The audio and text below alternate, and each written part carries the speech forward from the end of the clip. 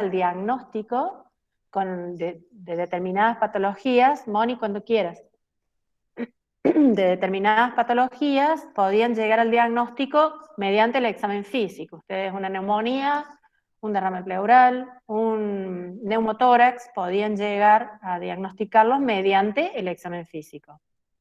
Nosotros hoy vamos a ver que el examen físico en estos síndromes digestivos que hoy les voy a presentar no es muy rico. Por ahí quizás sirva para descartar algunas cuestiones, pero nos vamos a tener que valer fundamentalmente, escuchen bien esto, fundamentalmente de la anamnesis para poder llegar a una posibilidad diagnóstica, ¿no? Sobre todo porque en el síndrome, en las patologías digestivas, tenemos algunas que son patologías orgánicas, o sea, con daño en un órgano, en cuyo caso la anamnesis, por supuesto, ayuda, el examen físico en los casos más serios puede colaborar, por supuesto, también, y los métodos complementarios son los que van a terminar definiendo la situación, poniéndole el sello, diagnosticando. Pero también tenemos un grupo de enfermedades, que son las enfermedades funcionales, en donde los métodos complementarios no aclaran ninguna situación, solamente pueden decir que no hay una enfermedad orgánica, pero no pueden aseverar si existe una enfermedad funcional. Es pura y estrictamente semiológica, anamnesis, interrogatorio. ¿Cómo se estudian las enfermedades digestivas? Esto es para que ustedes lo tengan en cuenta, ¿no? Por supuesto, la anatomía es fundamental. Ustedes tienen que reconocer la anatomía del aparato digestivo, teniendo en cuenta que el aparato digestivo comienza en la boca. El aparato digestivo no es estómago y de última algo de esófago, no, comienza en la boca y termina en el ano. Todo eso, ese recorrido, es aparato digestivo, en donde le podemos sumar, en donde le vamos a sumar las glándulas anexas. Glándulas anexas son las glándulas salivares por una parte, que son las menores, digamos, de como glándulas anexas, pero el hígado es muy importante y el páncreas. Enfermedades hepáticas se ven en otro capítulo distinto porque realmente también tienen un mundo, ¿no? Hoy vamos a ver algo de las enfermedades pancreáticas, aparte de algunas digestivas. Ay, Dios mío, ahora voy a estar pendiente del teléfono. Bueno, eso es por una parte. La histología les sirve porque desde la histología ustedes conocen o recuerdan cómo está conformada cada capa del aparato digestivo, porque los distintos órganos tienen una histología diferente porque cumplen distintas funciones, ¿no? Y esto va de la mano con la fisiología, ¿no? Que un poco que lo puse como la contraparte, ¿no? Va junto con la fisiología. La histología y la fisiología se relacionan mucho. Es muy importante que ustedes reconozcan la fisiología del aparato digestivo de cada uno de los órganos que lo integran, porque de acuerdo a ello ustedes también van a entender por qué se manifiestan los síntomas que se manifiestan, ¿sí? Por supuesto, la anatomía patológica es la que les va a ir dando las herramientas para ir reconociendo las distintas enfermedades, y estos otros dos aspectos, la medicina psicosocial y la antropología, porque en las enfermedades del aparato digestivo, ya lo hemos estado viendo en las otras enfermedades también, ¿no? Son elementos muy importantes a razón de que el ambiente donde vive un paciente es por ahí, no les diría específicamente generador de enfermedad, pero sí un colaborador muy grande en determinadas situaciones, ¿no? La pobreza, la ansiedad, la angustia, la falta de trabajo, las frustraciones personales, ¿no? Son un combo nocivo para el aparato digestivo, sobre todo para las enfermedades funcionales. Por supuesto que hay otras que intervienen directamente en en las cuestiones orgánicas, ¿sí? Como por ejemplo los hábitos de las adicciones, tabaco, alcohol, sustancias adictivas, ¿no? Que pueden directamente influir sobre la salud de determinados órganos. ¿Estamos? Entonces, en la semiología del aparato digestivo intervienen todos estos aspectos, ¿no? Seguimos. Recordemos en la anatomía, el dedito con esto para que ustedes lo recuerden, ¿sí? ¿Cuáles son los elementos anatómicos que van a tener en cuenta? Estudienlos bien, repásenlos bien. Yo sé que por ahí la anatomía ya parece que quedó lejos, pero entonces, perdón un segundito. Bueno, pero es importante que lo tengan en cuenta, que lo recuerden, sobre todo las características particulares que van a tener. Por otra parte, esto ustedes ya lo vieron, ¿sí? Ya lo vieron en las clases pasadas, en el examen físico, cómo tenemos la división, porque es muy importante que ustedes vayan reconociendo los órganos, esto sépanselo siempre muy bien, porque de acuerdo a esto ustedes también van a comenzar a pensar, a realizar el razonamiento clínico, a llevar a cabo el razonamiento clínico para poder determinar cuál es el órgano que puede estar afectado. Si el paciente consulta por un dolor importante en epigastrio, bueno, nosotros podemos saber que en epigastrio está el estómago, que está el lóbulo izquierdo del hígado, que está la aorta y que está la cabeza del páncreas, ¿no? Entonces yo me puedo situar en estos órganos para poder, con el interrogatorio, ir viendo cuál de ellos puede llegar a estar afectado. El examen físico, por supuesto, también va a aportar mucho, sobre todo cuando se trate del hígado o de aorta, por ejemplo. Cabeza de páncreas solo puede evidenciarse el dolor, porque el páncreas no se va a palpar, lo mismo que el estómago, por ejemplo, ¿no? Pero es importante esto para que ustedes puedan ya ir relacionando síntoma con órgano, aunque ya van a ir viendo que muchas veces no es muy fácil esa relación. Hagamos un pequeño recuerdo de lo que es la fisiología. Recuerden que en la fisiología, el aparato digestivo, las funciones del aparato digestivo, que son estas, la ingestión del alimento, que por supuesto se lleva a cabo en la boca, la digestión, ¿sí? Que si ustedes después ven, los puntitos azules tienen la digestión, ¿sí? Recuerden que la digestión está dada fundamentalmente por las enzimas, ¿sí? Las enzimas ya sea, por ejemplo, las enzimas, la amilasa salival, en el estómago, las enzimas específicas, la pepsina, en el aparato en el intestino delgado, las enzimas pancreáticas fundamentalmente, ¿sí? Y todas las enzimas que están en el borde en cepillo, que son las que van a permitir captar los macronutrientes de los alimentos y digerirlos de modo tal que puedan ser absorbidos por las paredes del intestino en su mínima expresión. O sea, uno se come un bife, pero lo que se va a terminar absorbiendo son aminoácidos, ¿sí? Esa proteína que forma la carne, la fibra muscular, ¿sí? Se tiene que digerir, para eso la digieren las enzimas, ¿sí? Sobre todo las enzimas gástricas, que son las encargadas, la pepsina, que es la encargada de digerir todo tipo de proteínas, ¿sí? En sus mínimas expresiones, en péptidos pequeños, y después las enzimas pancreáticas, ¿sí? Son las que van a terminar formando mínimas cadenas de aminoácidos o de proteínas, no proteínas ya,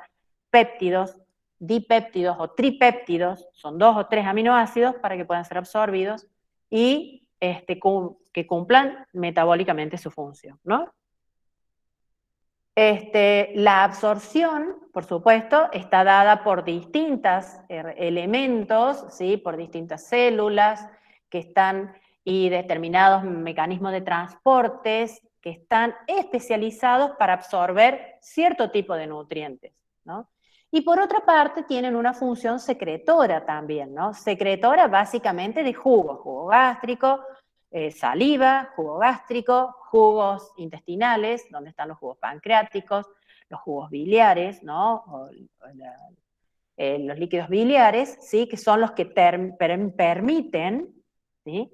Todos estos otros procesos, ¿no? La digestión, la ingestión, la digestión y la absorción.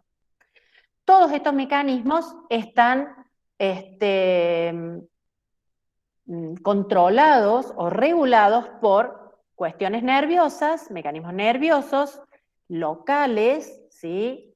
O sistémicos, ¿sí? Hay un sistema nervioso entérico que se encarga de esto, un sistema nervioso periférico que colabora y un sistema nervioso central que actúa también sobre todo este aparato digestivo. Y hay mecanismos humorales, hormonas, múltiples, chicos, para cientos, ¿no?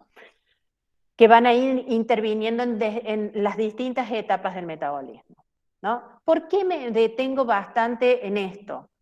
Porque desde la anatomía o desde la patología, desde la semiología, nosotros vamos a tener que valorar cada uno de estos aspectos. Vamos a tener que ver cómo ingiere los alimentos el paciente, cómo los digiere.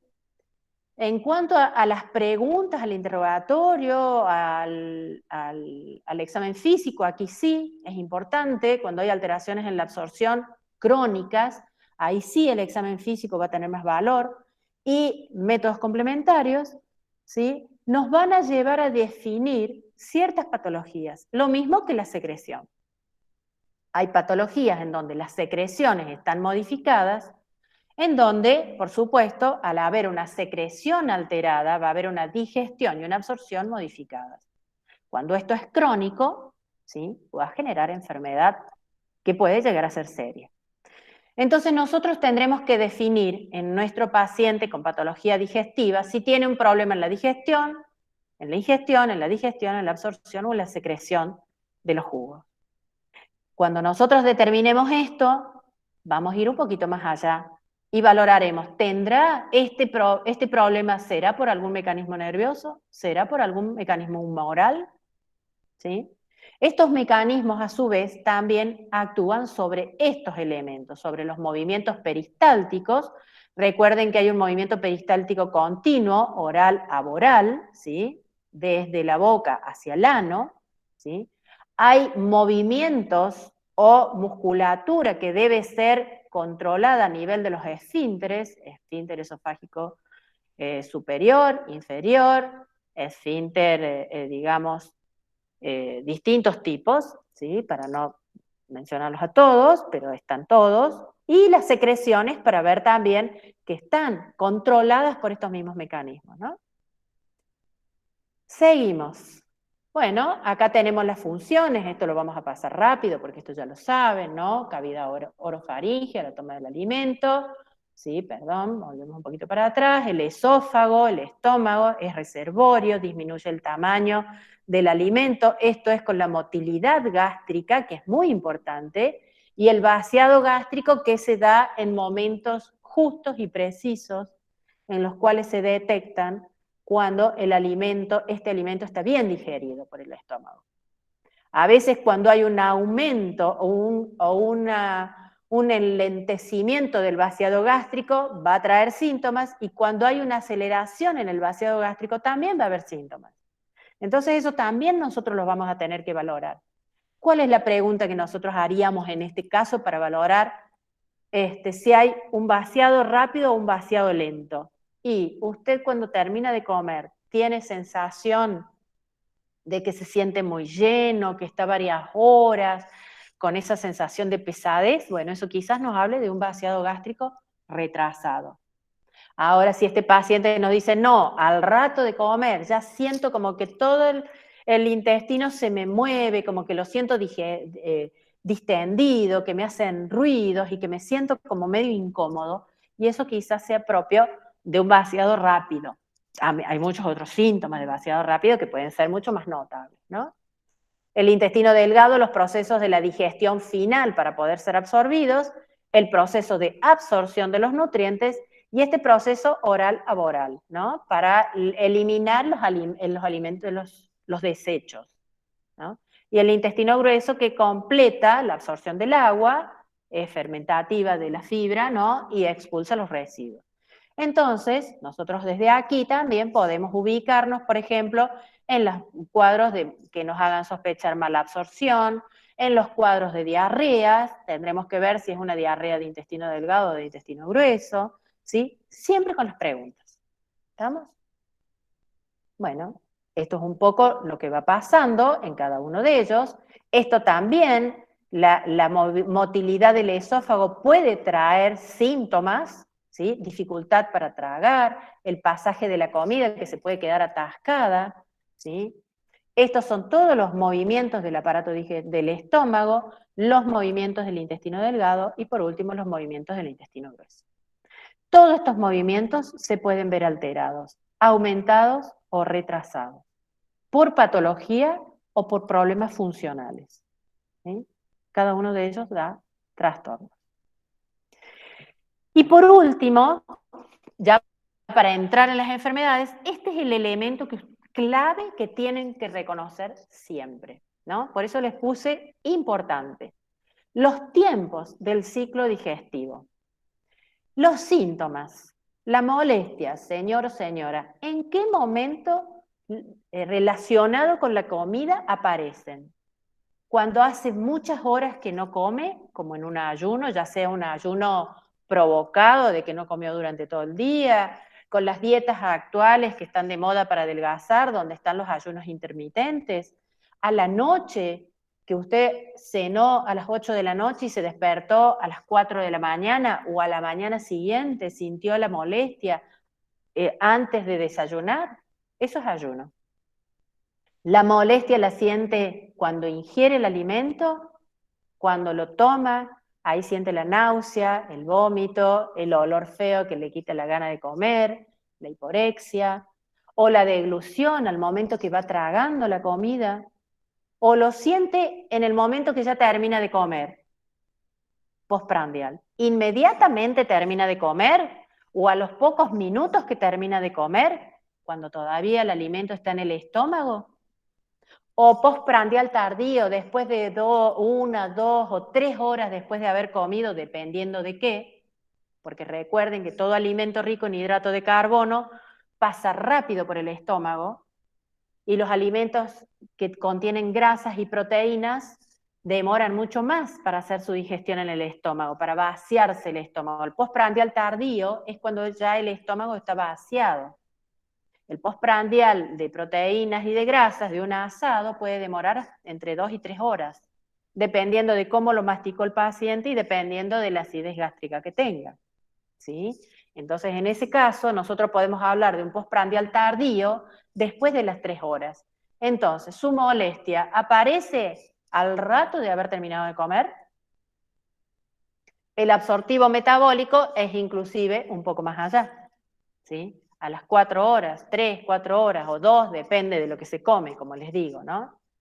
Ahí empiezan sus molestias, ahí empiezan los ruidos intestinales, ahí empieza el dolor intestinal, ahí usted nota que se hincha, que se distiende, que tiene el abdomen como un globo, o su problema aparece al momento de eliminar todo el material, o sea, en el momento de defecar. ¿En qué momento del ciclo digestivo aparecen las molestias? ¿No? Entonces, todo eso nosotros tenemos que preguntar. ¿Por qué? Porque nos ubica anatómicamente y funcionalmente sobre lo que está pasando. ¿Cuál es la semiología que vamos a hacer en general? ¿No? Después vamos a ir particularizando un poco, pero en general, como todo lo que venimos haciendo hasta ahora. La anamnesis, el examen físico y el planteo de los métodos complementarios. No a todos los pacientes le vamos a pedir una eco abdominal porque viene con un problema digestivo. Al contrario, tenemos que en este sistema, ¿sí? En este aparato fundamentalmente, como a veces cuesta llegar al diagnóstico, se suele observar un exceso de pedidos de estudios y después el médico no sabe qué hacer con todos esos estudios. ¿Sí? Entonces, Por ahí encuentra una litiasis vesicular y lo manda a operarse de la vesícula porque lo culpa a eso, y en realidad no tenía nada que ver. ¿Sí?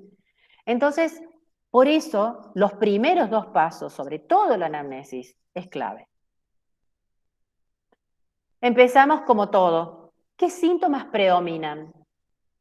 ¿Sí? ¿Cuál es el síntoma digestivo que predomina? ¿Cómo es la forma de presentación? ¿Sí? Y ahí viene, es agudo, es crónico, es brusco, es progresivo. ¿Sí? ¿En qué momento del ciclo cardíaco, del ciclo digestivo se presenta? Lo que veíamos recién, en el ayuno, en la ingesta, en el postprandial inmediato, en el postprandial tardío, en el proceso absortivo, en el momento absortivo, en el momento excretorio. Ese elemento me puede indicar más o menos en qué órgano puede o pueden estar afectados. ¿Sí? Y este otro punto, ¿en qué tipo de paciente? ¿Es un paciente joven, paciente de mediana edad, paciente anciano, polimedicado, sin medicación? Recuerden que los medicamentos acá pueden generar molestias. ¿Un paciente en qué trabaja? ¿Cómo es su grado de estrés? ¿Cómo es su grado de ansiedad? Tenemos que ver un poco cómo es su situación social, personal, ¿sí? Porque todos esos elementos, junto con los anteriores por supuesto, nos van a permitir inferir como una posibilidad todavía, ¿no? Este problema que el paciente refiere, ¿es un problema orgánico? ¿Hay alguna enfermedad orgánica? ¿O es un problema funcional? ¿Sí? Funcional es cuando no hay ninguna lesión anatómica y lo que está modificada es todo este mecanismo tan perfecto, pero tan complejo, que es la digestión y la absorción, sobre todo, de los alimentos. ¿Sí?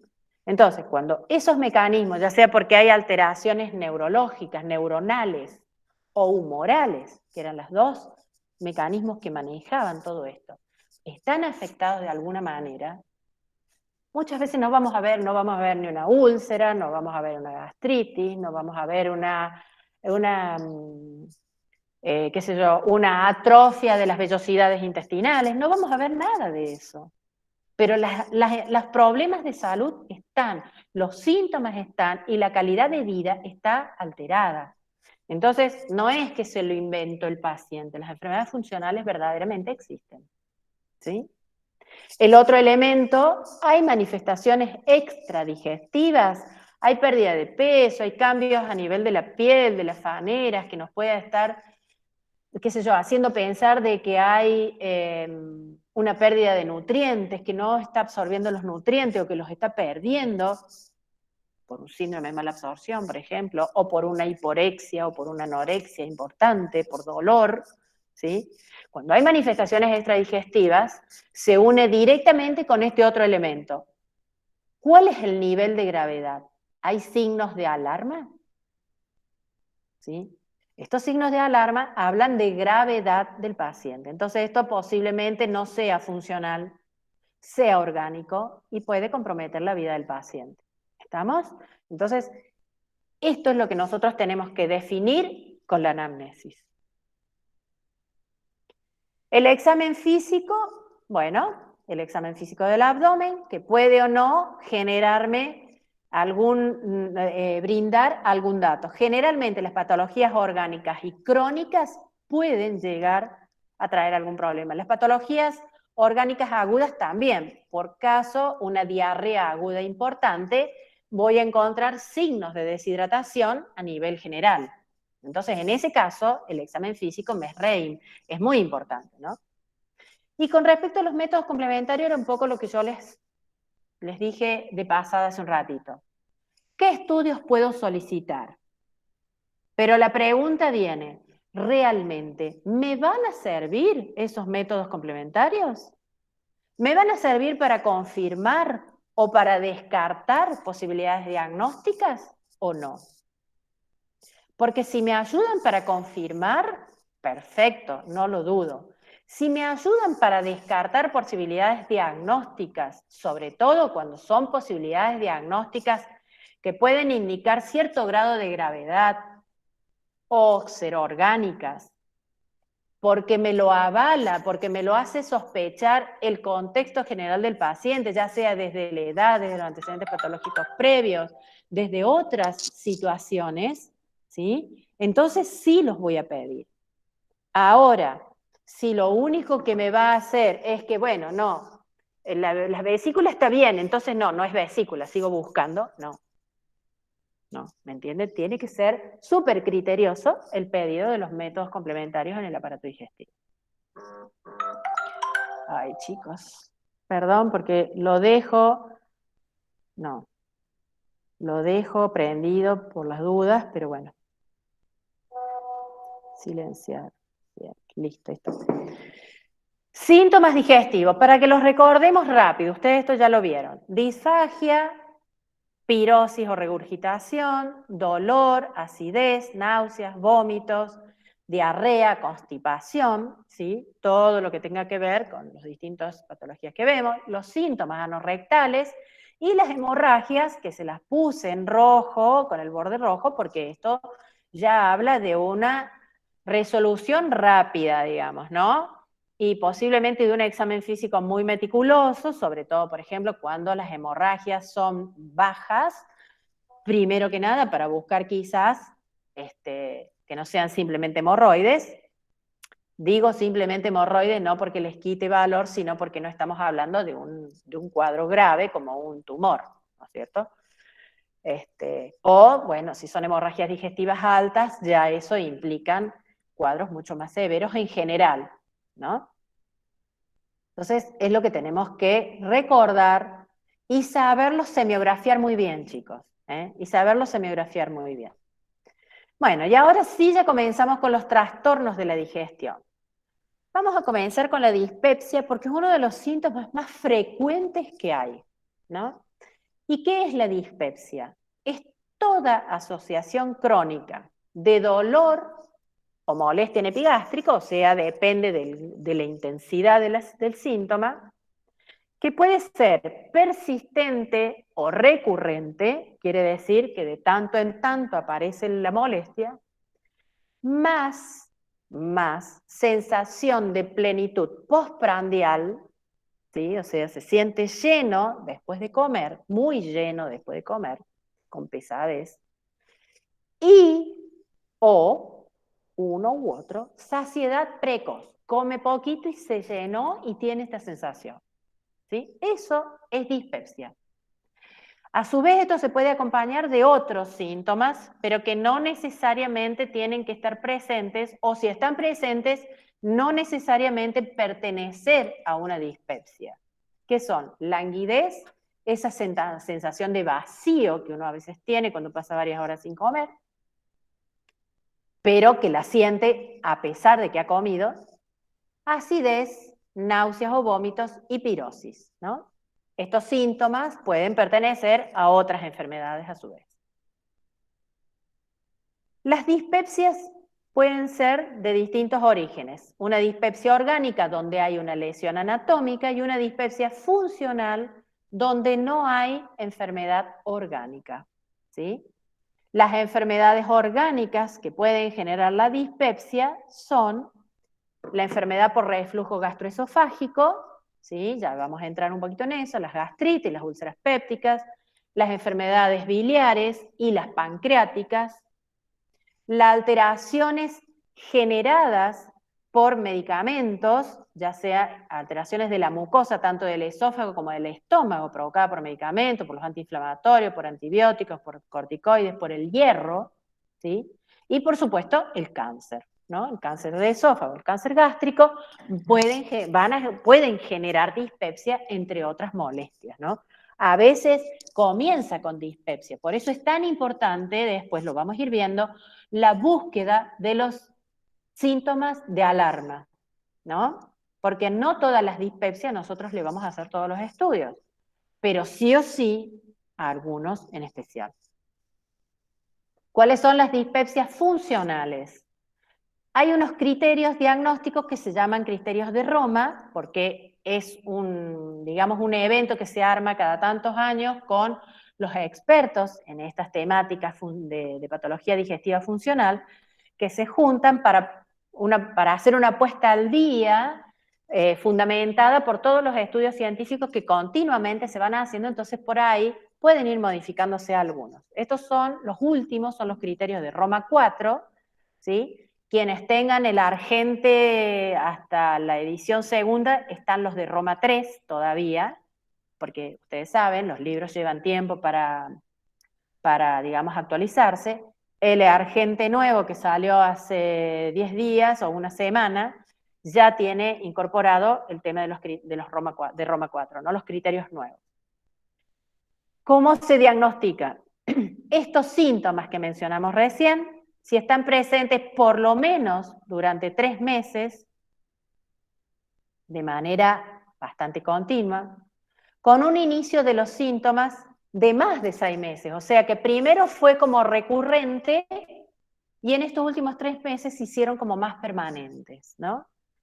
Por supuesto, siempre descartando enfermedad orgánica, ¿no? Estas dispepsias funcionales están asociadas a alteraciones de la secreción del ácido clorhídrico, ya sea en más o en menos, o al vaciado gástrico, ya sea porque el vaciado gástrico se realiza de forma más rápida o si hay un enlentecimiento en el vaciado gástrico, ¿sí? Estas alteraciones son las que se generan, ¿sí? Por cuestiones de alteración de la función, no por alteración de órganos. Quiero que quede bien claro esto. Entonces, ¿cómo las definimos a la dispepsia funcional? Son trastornos funcionales digestivos que afectan de manera significativa las actividades habituales de un paciente que padece uno o más de los síntomas que habíamos mencionado. Plenitud postprandial, saciedad precoz, dolor o ardor epigástrico que no tienen origen explicable tras las exploraciones habituales. Las exploraciones habituales habla también de explorar desde la semiotecnia, la anamnesis, ¿no? Y teniendo en cuenta el contexto general. Si nosotros tenemos un paciente joven que viene con estas características, que no tiene síntomas de alarma, dolor, ya lo vamos a ver, cuáles son los síntomas de alarma, que no tiene antecedentes heredofamiliares de patología tumoral, que está bajo estrés y demás, bueno, posiblemente esto sea una dispepsia funcional. ¿Cuáles son los factores fisiopatogénicos? La sensibilidad aumentada a los ácidos, la presencia del Helicobacter pylori, que si bien el Helicobacter pylori ya de por sí se puede también asociar a las enfermedades orgánicas, tanto las úlceras como las gastritis. Hay una función motora gástrica alterada y una función sensorial alterada. Ambas están manejadas por la vía neuronal y la vía humoral, ¿no? Allí es donde está el problema, ¿sí? La motora retarda el vaciado gástrico o lo aumenta, y la sensorial, el umbral del dolor está reducido. O sea, a lo mejor, si nosotros tuviésemos una manera de medir la intensidad del dolor en uno y otro paciente, lo que para uno es una molestia, para el otro es dolor. Y esto está provocado por esta alteración en lo sensorial. Generalmente hay una situación de ansiedad y depresión en este paciente, y también puede haber alteraciones en la dieta, llevar una dieta, digamos, muy desordenada, con una dieta muy rica en alimentos ultraprocesados, o sea, todos los alimentos comprados, ¿sí? Eso lleva también a generar estas dificultades, ¿no? Y los factores ambientales, ¿no? ¿Dónde uno come? Uno come en el trabajo, bajo presión, bajo estrés, el jefe me está mirando ahí, me está diciendo, bueno, dale, apurate, que tenés que seguir atendiendo, que tenés que seguir trabajando. Bueno, ese factor ambiental también. O estoy en mi casa, donde tengo una mala relación familiar, ¿sí? Donde hay discusiones, donde hay problemas familiares, bueno, todo eso va a influir en estas molestias. Dentro de estas dispepsias funcionales hay dos subtipos.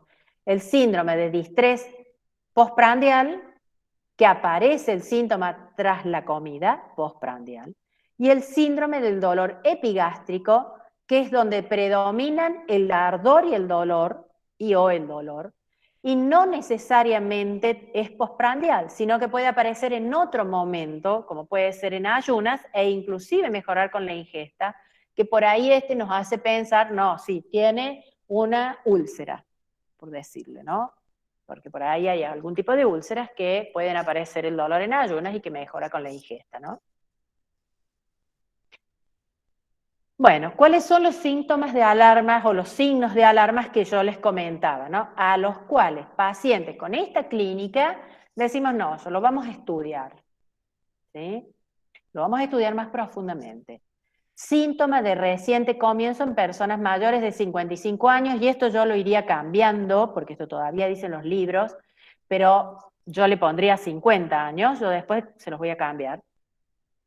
Cuando hay pérdida de peso involuntaria, no que estoy haciendo dieta para bajar, sino que es involuntaria. Cuando hay vómitos persistentes, cuando hay pérdida de sangre, ¿sí? Visible, ya sea en un vómito o en las heces, o una anemia no explicada por otra etiología en un laboratorio, el paciente se le pide un laboratorio, porque generalmente uno le pide un laboratorio a este paciente, cuando va a la consulta y de repente nos encontramos con una anemia ferropénica, sobre todo por pérdida de hierro, que indica que hay una pérdida de sangre, o puede ser también por otra patología, o puede haber una anemia megaloblástica por otro tipo de alteraciones, que se llama una gastritis atrófica, por ejemplo, donde hay una disminución del factor intrínseco que impide la absorción de la B12 y todo lo demás. O bien antecedente de historia previa de úlcera péptica o la ingesta de antiinflamatorios no esteroideos, que en este caso ya me está inclinando a la posibilidad de ser dispepsias de tipo orgánicas.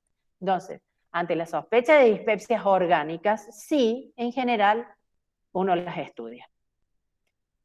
Bueno, pasamos a otro problema muy frecuente también, que es la enfermedad por reflujo gastroesofágico. ¿Cómo la definimos a esta enfermedad? Es aquella manifestación que presenta molestias típicas, ¿sí? Molestias típicas, ya vamos a ver cuáles son las molestias típicas, o en un estudio determinado se encontraron en una endoscopía que al paciente se le realizó, se encuentran lesiones en la mucosa esofágica, porque no siempre son sintomáticas esta patología, ¿no? A veces no lo es. Estas están provocadas, estas molestias o estas lesiones, provocadas por un reflujo patológico del contenido gástrico hacia el esófago por disfunción del esfínter esofágico inferior, ¿sí? Entonces, en algunas situaciones particulares, este esfínter esofágico inferior, no coapta adecuadamente y entonces el contenido gástrico, ¿sí?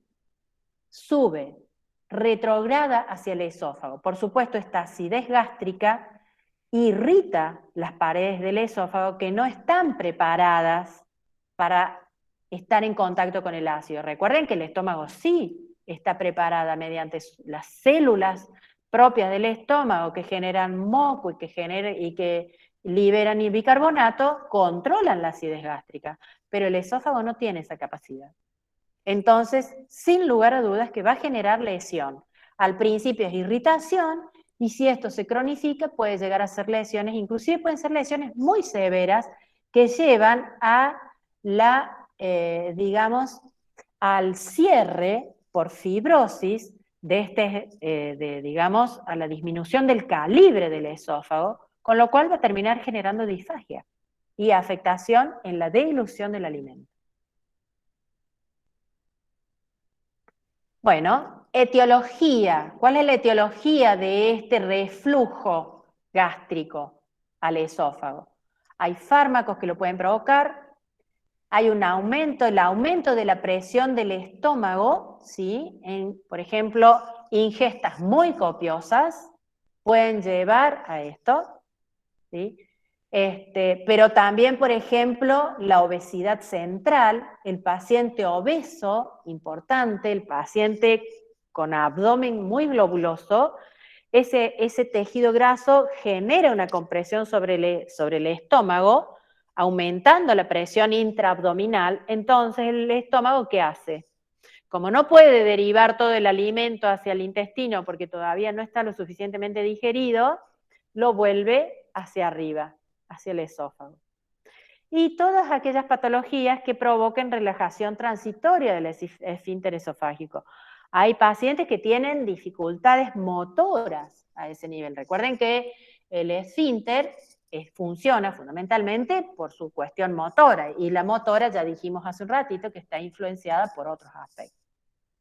¿Cuáles son los elementos que pueden favorecer esto?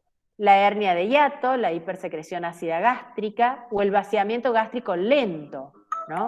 Si bien también hay algunos alimentos que también provocan o pueden provocar es una relajación del esfínter esofágico inferior, que son los que uno no le indica y le dice al paciente, no los comas, sobre todo si después te vas a dormir. El exceso de grasas, el chocolate, los picantes y el alcohol. E inclusive todos los productos todos los alimentos que contengan menta. Esos también pueden generar una relajación transitoria del esfínter esofágico. ¿Cuál es la clínica que tienen estos pacientes? Pirosis recurrente y regurgitación, que por supuesto se agrava cuando el paciente está acostado o cuando se agacha o cuando aumenta la presión intraabdominal, al empujar, por ejemplo, ¿no? Sobre todo luego de una ingesta copiosa. Puede haber síntomas extraesofágicos que están asociados a la irritación que provocan cuando la regurgitación es importante. Inclusive pueden llegar hasta generar pequeñas broncoaspiraciones a nivel pulmonar. Entonces, ¿cuáles son estos síntomas extraesofágicos? La ronquera, porque hay una irritación por ahí hasta de las cuerdas vocales, ¿sí? Sobre todo a la mañana, porque a la noche es cuando sucedió esta regurgitación por estar acostado. La tos seca, las sibilancias y el dolor torácico pueden, o sobre todo los dos primeros, estar generados con estas pequeñas micro aspiraciones que puede haber, y el dolor torácico que puede estar dado bien también por estas aspiraciones o bien por lesiones en distintas áreas del esófago que van a generar dolor, ¿sí? Siempre los buscan.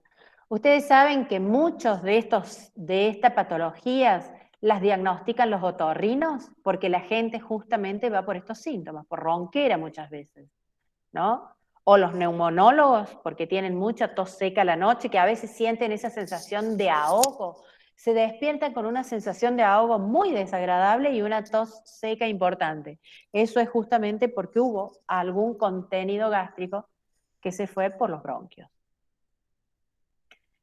Diagnóstico clínico, los síntomas sugestivos. Cuando estos síntomas sugestivos son importantes, le pedimos la endoscopía para valorar y estudiar adecuadamente cuál es el grado de lesión, el hemograma para ver si esto implicó alguna alteración extra, como por ejemplo la pérdida de peso y esté asociada a un síntoma más grave, y otros cuando estos no nos aclaran mucho el panorama y este cuadro continúa, se estudia la capacidad, digamos, funcional del esfínter esofágico mediante una manometría y también la capacidad ácida, si hay una hipersecreción ácida exagerada, mediante la pHimetría a nivel gástrico, ¿no?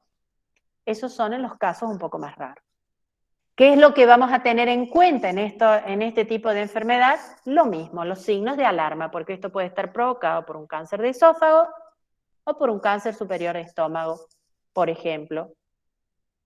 Si hay disfagia, si hay odinofagia, si hay pérdida de peso o si hay hemorragia del tubo digestivo alto, ya sea oculta mediante la presencia de melena, por ejemplo, o evidente mediante una hematemesis, ¿no? En esos casos, sin ningún lugar a dudas, lo tenemos que estudiar en profundidad. Bien, Pasemos ahora a los síndromes gástricos. Dentro de los síndromes gástricos veíamos recién que tenemos la úlcera péptica y la gastritis. Con respecto a la úlcera, ¿qué es una úlcera? Esto es tema de anatomía patológica, pero lo vamos a recuperar. Es un conjunto de síntomas y signos que están provocados por una lesión orgánica en primer lugar, ¿no? Esto es orgánico, hay organicidad. Hay una pérdida de sustancia de la pared gástrica que lesiona la membrana mucosa y entonces la torna accesible al ácido clorhídrico y al reflujo alcalino. Esto, por supuesto, es lo que va a generar más lesión. ¿Cómo se genera esto? Ustedes saben que el estómago, por su función específica, tiene dos momentos diferentes, en el cual en uno tiene una acidez muy importante, que es la que genera que la enzima que produce la digestión de los alimentos, que es la pepsina, pueda generar su función. O sea, la pepsina actúa en un medio ácido. ¿Sí? Y la pepsina, como dijimos hace un ratito, tiene la función de digerir sobre todo las proteínas, ¿no? Entonces, ese momento de acidez está, digamos, es parte de la funcionalidad que tiene ese estómago. ¿Cómo hace ese ácido para no lesionar las paredes o el estómago en sí, que es proteínas, en definitiva? Gracias a una barrera mucosa gástrica que lo protege. Es el escudo gástrico que hace que esa misma pepsina no se digiera al estómago, ¿no?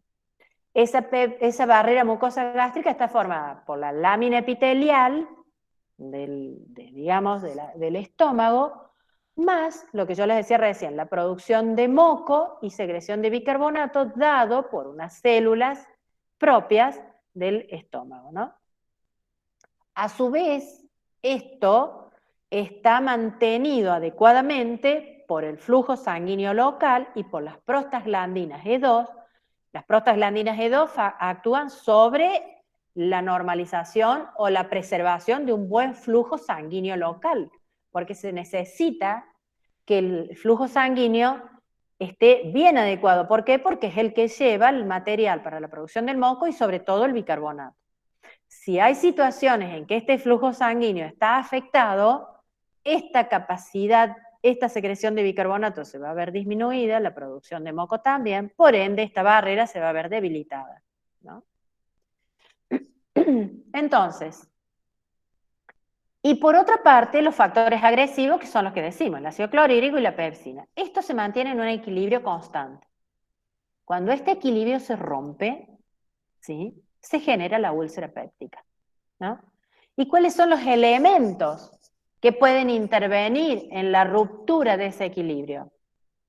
Primero que nada, el Helicobacter pylori. El Helicobacter pylori, esta bacteria genera diferentes trastornos, es una bacteria que se incorpora, se mete a la célula, ¿sí? Y en la célula genera ureasa, ¿sí?, que es una, digamos, una enzima que va a modificar, digamos, no voy a entrar mucho en la fisiopatogenia, pero sí modifica el entorno, digamos, y esto puede provocar ya sea o una hipersecreción ácida, ¿sí?, en la cual esta barrera mucósica, que ya se encuentra un poco atacada por la misma bacteria, ¿sí?, y se debilita, entonces se puede generar, y por el otro lado puede generar una hipocloridria y llevar a una atrofia gástrica, en cuyo caso también, ante una lesión, se pueden generar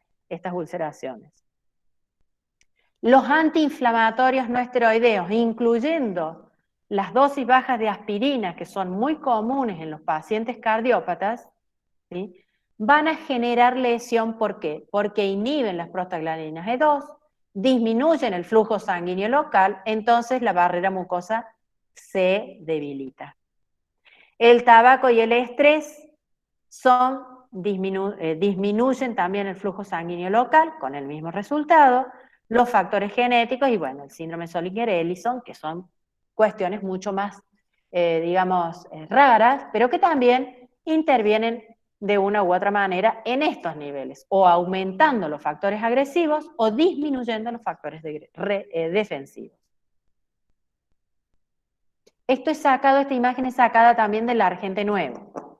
El Argente de la penúltima edición tiene otro cuadro, pero que se ha modificado algunas cosas, por eso yo les puse esta nueva imagen y les saqué y por ahí queda aparte, queda como desplazado lo que sale en el libro anterior, ¿no? Dos cuestiones. Por una parte, mientras más niveles de producción de ácido haya, ¿sí? Por distintas cuestiones, ¿sí? Una de ellas es que partimos de una mucosa gástrica normal, la infección crónica del Helicobacter pylori puede llevar a un tipo de gastritis predominantemente antral que está generada también por niveles de producción altos de ácidos. ¿Sí? Este tipo de lesión generalmente es más propia de las úlceras duodenales, ¿no?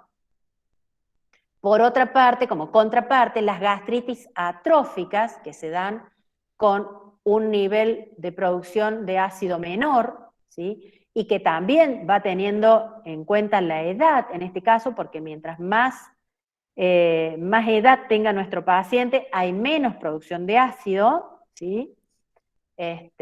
Cuestiones propias del envejecimiento.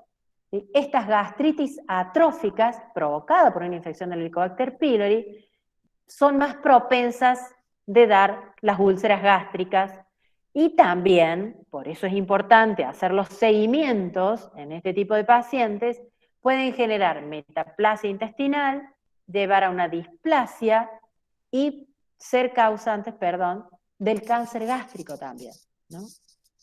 Por otro lado, las pangastritis, pero que no son atróficas, pueden generar nada más que infecciones por Helicobacter pylori asintomáticas o un tipo de linfoma también. Entonces no es que sean tan, digamos, tan inocentes.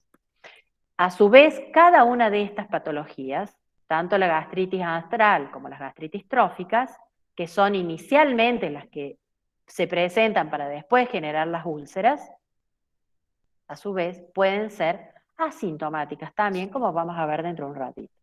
Está claro, este cuadro creo que explica muy bien la importancia que toma el Helicobacter pylori en la patología gástrica, ¿no? Cómo se van dando los procesos, las úlceras y cómo también se llegan a los distintos tipos de gastritis en primer lugar, después las úlceras, y cómo pueden llevar a distintas neoformaciones, ya sea el cáncer gástrico o patologías como el linfoma. Sigamos. Ya hablamos hace un ratito de las alteraciones que provocan los antiinflamatorios, el tabaco y el alcohol, que es disminuir el flujo sanguíneo, digamos, en el estómago, ¿no? Generando menor fortaleza a esa barrera gástrica, ¿no? Los otros elementos que también generan úlceras pueden ser los cuadros, digamos, graves, como las quemaduras, la sepsis, las hipotensiones severas, todos aquellos cuadros que generen distrés, todos aquellos cuadros que generen situaciones graves de estrés, ¿no? Estrés interno, digamos, ¿no? El estrés, digamos, fisiológico. A su vez, el estrés fisiológico también las puede generar, ¿no? Los corticoides como medicamentos, por las mismas razones que veíamos recién, debilitamiento de la barrera mucosa, el alcohol y el tabaco, el mate y el café, tal cual lo decía, ¿no? Estas, fíjense, son las que nosotros podemos corregir mediante los cambios en los hábitos de vida. Estos otros, bueno, hay que tratarlos. El estrés fisiológico que puede llegar a ulcerar es un estrés que hay que indicarle una terapia, pero a su vez un tratamiento posiblemente psiquiátrico para bajar ese gran nivel de estrés. Con los corticoides habrá que valorar riesgo-beneficio. Si el corticoide está verdaderamente indicado, nosotros no lo podremos sacar, en cuyo caso veremos cuál es el tratamiento protector, digamos, para que no se generen esas úlceras. Y en estos otros casos, bueno, se les agrega al tratamiento de base el tratamiento para la úlcera, pero bueno, muchas veces son como que aparecen y son de difícil manejo, ¿no? Porque la situación es la que las termina generando. ¿Qué vamos a interrogar en este caso? Bueno, primero que nada tendremos que tener en cuenta la edad, que ahí podemos, no siempre es así, aclaro desde ya, pero que es más frecuente en los jóvenes la úlcera duodenal y en los adultos la úlcera gástrica.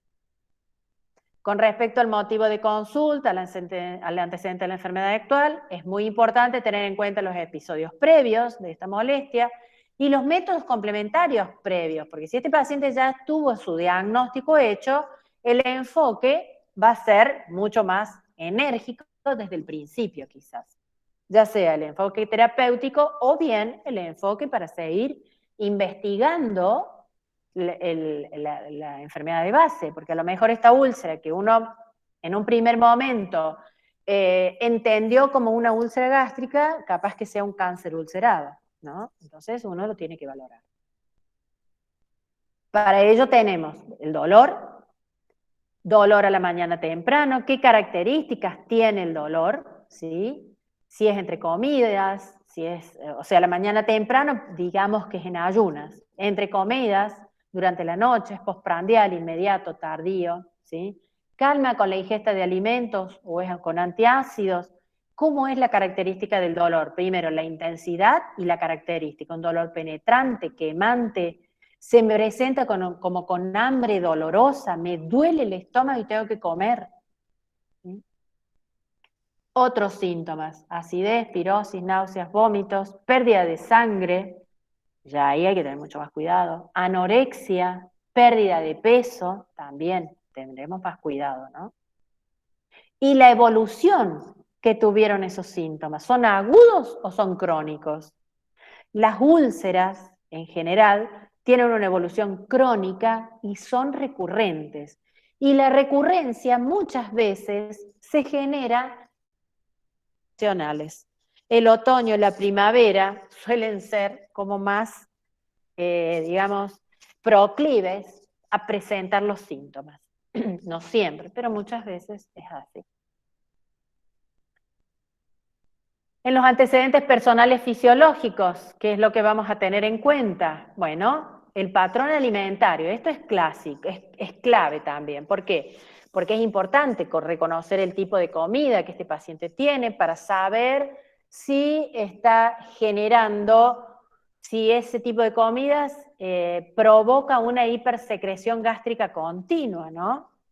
El horario de las ingestas, las personas que están permanentemente picoteando. En este momento también, en determinado tipo de pacientes, con estas dietas cetogénicas que se basan fundamentalmente en proteínas, se basan en consumo de proteínas y grasas, ¿no?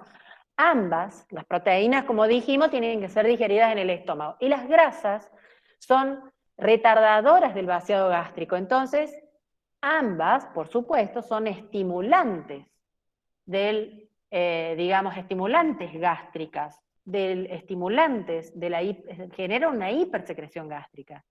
No todos los pacientes tienen la capacidad de poder tolerarla, porque si este paciente que está haciendo esta dieta cetogénica, a su vez un paciente que toma mucho antiinflamatorio no esteroideo, por alguna otra razón, muchos de ellos tienen sobrepeso, son obesos, suelen tener problemas articulares propios de su obesidad, toman mucho antiinflamatorio y son propensos a hacer esto. Entonces, nosotros como médicos lo tenemos que tener en cuenta para corregir ese riesgo. No quiere decir que no le indiquemos ese tipo de dietas, porque en algunos pacientes van a estar indicadas ese tipo de dietas, porque es como van a andar mucho mejor, ¿sí?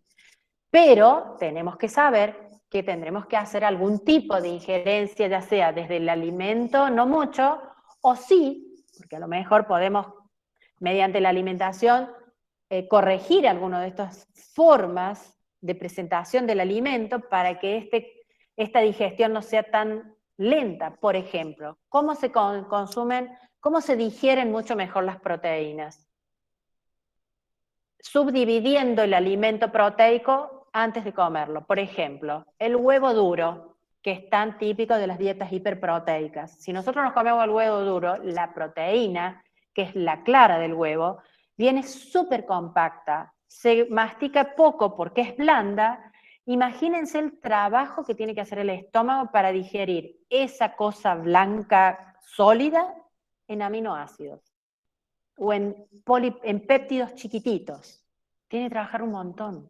Por eso que también da mucha sensación de saciedad un huevo duro. Ahora, si yo tengo un paciente en riesgo, ¿sí? Porque quiero impedir esa hipersecreción gástrica, porque tiene otros factores de riesgo que pueden colaborar a la presencia, yo le digo a este paciente con esta dieta cetogénica, en vez de comerte un huevo duro, batí bien el huevo, rompe bien la clara del huevo, rompe bien los enlaces terciarios y secundarios de las proteínas, capaz que se acuerden de que una proteína estaba formada por una proteína tiene una cadena primaria única y después se unen dos cadenas proteicas y se forma la secundaria y después se van uniendo otras hacia la terciaria. Entonces, el batir la clara de huevo va rompiendo todos esos enlaces proteicos y uno termina consumiendo proteínas cortas, o mejor dicho, polipéptidos o péptidos cortos. Entonces eso obviamente se digiere mucho más rápido. Por ejemplo, ¿no? No vamos a seguir con eso. Por otra parte, los antecedentes heredofamiliares, me quedo la flechita sola. Bueno, los parientes de primer grado que hayan tenido, primer grado, padres, hayan tenido úlcera duodenal, van a tener, esto aumenta 3 veces la posibilidad de realizar una úlcera duodenal. Se ha visto, por otra parte, que los grupos sanguíneos O 0, ¿sí? Tienen mayor predisposición a generar también úlceras. Los antecedentes tóxicos medicamentosos, el tabaco, el alcohol, los medicamentos, tal cual ya lo habíamos visto hace un rato. Bueno, como para diferenciar un poco con todos estos síntomas que los pacientes nos van a relatar en la anamnesis, podemos decir que en general, tampoco es regla, la úlcera gástrica se presenta en muchos casos con dolor abdominal postprandial, con náuseas, vómitos y pérdida de peso, porque el paciente comienza a comer menos.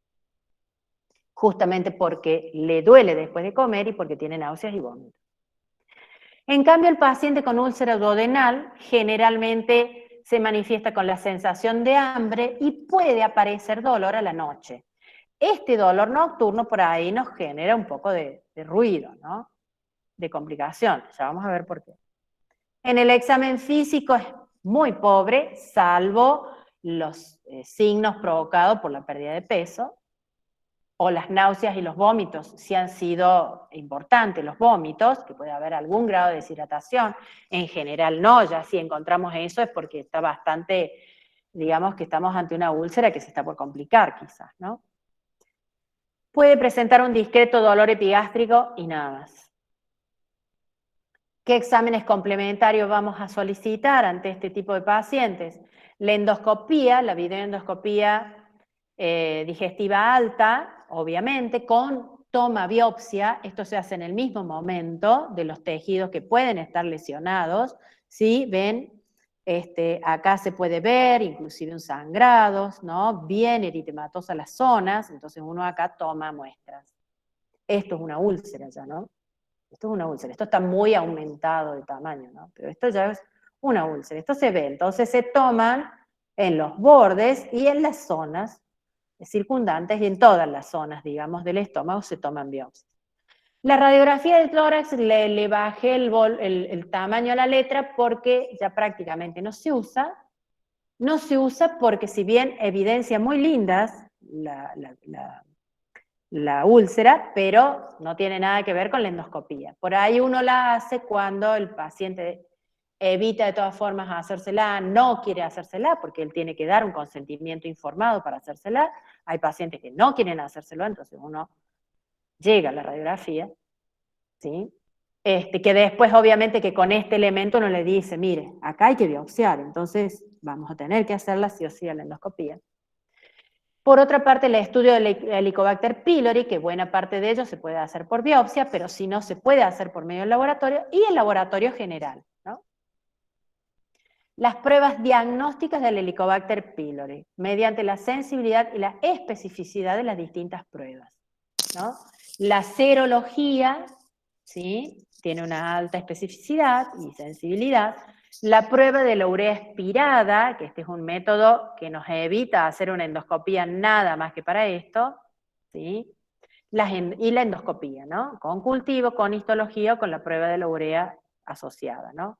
Fíjense que la prueba de la urea expirada tiene una alta sensibilidad y especificidad excelente, ¿no? Y esto nos acompaña como para hacerlo, ¿no? Bueno, ¿cuáles son las complicaciones de una úlcera? Puede ser una hemorragia digestiva, un síndrome pilórico por oclusión del canal pilórico, por fibrosis que se genere por una úlcera, ¿no? Las hemorragias digestivas por perforación directamente de algún vaso sanguíneo, que pueden ser agudas con riesgo de hipovolemia y crónicas con el riesgo de la pérdida de hierro con una anemia ferropénica. Y las perforaciones, por supuesto, dolores epigástricos intensos, signos peritoneales y, por supuesto, estos pasan a cirugía, ¿no? Ya son más raros llegar a estos cuadros, ¿no? Pero todavía, por supuesto, sucede. Bueno, entonces, esto era con respecto a la úlcera. Pasemos a las gastritis.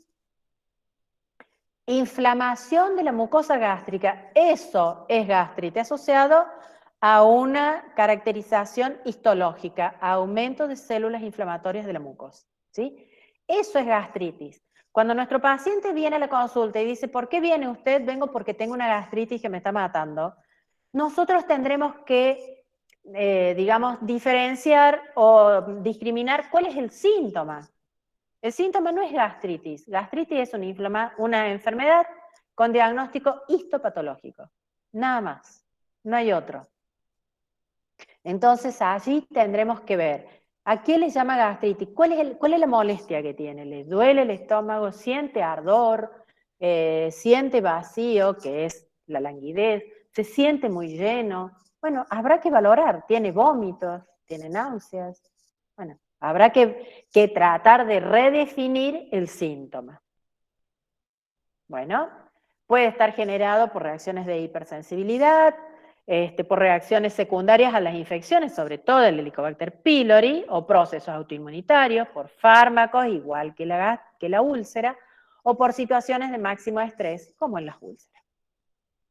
Recuerden que en el cuadro que veíamos era como una etapa previa, ¿sí?, que desde allí se podían salir las úlceras. Entonces, en general, todos los síntomas, todas las causas que generan úlcera pueden llegar a generar previamente una gastritis, ¿no? Bueno, hay distintas clasificaciones, agudas y crónicas, de acuerdo a la evolución. Al segmento afectado y al comportamiento, esto es una evaluación endoscópica e histológica, ¿no?, que define distintos tipos y que muchas de ellas se asocian más a una que a otra etiología. Algunas más a la autoinmunidad, otras al Helicobacter, otras a los agentes, digamos, tóxico-medicamentosos, ¿sí? Es nada más que para eso, pero digamos que clínicamente puede haber algunas alteraciones, algunas características, pero no demasiados diferenciales. Las gastritis erosivas, pueden ir desde ningún síntoma a un malestar, nada más, en donde puede haber sido olor, acidez o náuseas, hasta la hemorragia digestiva, que puede ser por hematemesis, una hemorragia aguda, o una hemorragia más bien crónica por medio de melena.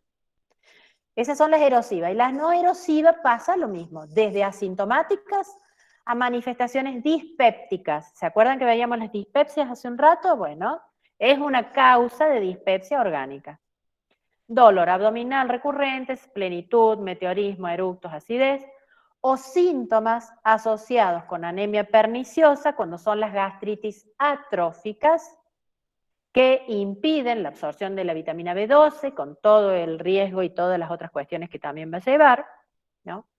Hiporexia, o sea, falta de apetito, pérdida de peso y también el hipotiroidismo puede presentarse en estas gastritis no erosivas. Entonces, fíjense que la clínica no es muy aclaratoria entre lo que son las dispepsias funcionales que vimos en primer momento o las dispepsias orgánicas que pueden estar representadas por úlcera o por gastritis, ¿no? ¿Cuáles son los diagnósticos? Endoscopía con el estudio del Helicobacter pylori, por supuesto endoscopía más biopsia. Recuerden que la biopsia, acá me faltó elemental, biopsia es la que diagnostica la gastritis. El estudio del Helicobacter pylori que se hace siempre porque tiene una buena cantidad de culpabilidad, el Helicobacter, y los laboratorios que están básicamente destinados a evaluar las alteraciones hematológicas, ya sea porque hay una anemia megaloblástica, producto por déficit de vitamina B12 o del ácido fólico en las gastritis atróficas, o por déficit de hierro en las gastritis, sobre todo erosivas, con pérdida de sangre. Seguimos, síndromes intestinales, y solamente nos vamos a dedicar al síndrome de intestino irritable. ¿Qué es el síndrome de intestino irritable? Es una enfermedad digestiva funcional, ¿sí? Es una alteración funcional. Volvemos a lo mismo, alteraciones debidas a una disfunción nerviosa y o disfunción humoral, que lleva a un trastorno fundamentalmente motor, ¿sí? En donde el mecanismo de la motricidad del intestino, ¿sí?, está alterado. Y eso es lo que termina provocando las molestias. ¿Qué molestias? Dolor crónico o malestar abdominal, alteración en el ritmo intestinal y no solamente las diarreas, porque uno asocia las diarreas con el síndrome de intestino irritable, pero tiene que ver muchos casos de intestino irritable se representan con la constipación, o ambos, a veces diarrea y a veces constipación, siempre en ausencia de causa orgánica. Como diagnóstico, el mismo componente, con la misma definición del Roma 4, porque este también está diagnosticado por el Roma 4, ¿sí?, como toda enfermedad funcional del aparato digestivo, en el cual dicen que los síntomas deben ocurrir al menos durante 6 meses antes del diagnóstico, ¿sí?, que ya haga tiempo que vengo con estas molestias, pero en estos últimos 3 meses realmente me molesta mucho más. ¿Y cuáles son? Generalmente, fíjense, del 10 al 20% de los adultos lo poseen y es un trastorno gastrointestinal mal diagnosticado. Le sacan la vesícula, le hacen una colecistectomía porque encontraron un calculito y se la sacan pensando de que es una dispepsia biliar. No mejora. Los tratan para una gastritis, no mejora. Los tratan con otros medicamentos, no mejoran. Siempre es por exclusión, ¿no? Hay subtipos, ya sea predominio de estreñimiento o constipación, y a predominio de diarrea, o los mixtos, que son uno y otro, como decíamos recién, y otros que no se pueden clasificar, porque las molestias no están tan asociadas a esto, pero sí a otro tipo. Entonces, generalmente todos están encuadrados en estos 3 tipos. Para ello utilizamos la escala de Bristol, que ahora en el Argente Nuevo también sale. Hasta el Argente anterior no salía esta escala de Bristol, que es una manera excelente que yo siempre les he comentado, inclusive ya hace años que yo se los vengo presentando esto, tanto en el teórico como en el manual, porque a mí me parece una manera espectacular de definir si hay una constipación o si hay una diarrea, porque no, aunque parezca tonto, hay muchos pacientes que consideran que tienen diarrea porque van al baño 2 o 3 veces al día, ¿sí? Cuando se enteran que el resto va 2 o 3 veces a la semana, pero tiene heces medianamente formes. Entonces eso no es diarrea. O que considera que es normal porque va al baño diariamente, pero tiene este tipo de heces. Heces duras, con dificultad para eliminarlas. Esto es constipación. ¿Sí? Entonces, esto nosotros le preguntamos al paciente, aunque parezca escatológico, le preguntamos al paciente qué tipo de heces tiene, qué forma tienen sus heces. Entonces, aquí las categorizamos. Esto es absoluto para definir el tipo de síndrome intestino irritable. Entonces, acá tenemos, esto también es sacado del Argente Nuevo, ¿sí? Porque ya está los criterios diagnósticos de Roma 4, en el anterior está en Roma 3, son muy parecidos, tienen mínimas diferencias. Entonces, dolor abdominal recurrente, al menos un día por mes en los últimos 3 meses, asociado a 2 o más de los siguientes.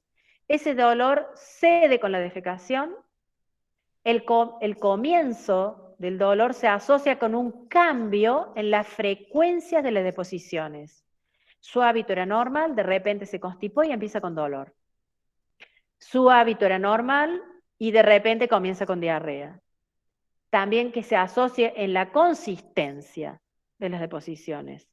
Tiene que ver con lo mismo. Esta es diariamente y de repente pasa a una deposición diaria lo normal, pasa a 3 deposiciones diarias o a una deposición por semana, y en la consistencia depende de la escala de Bristol.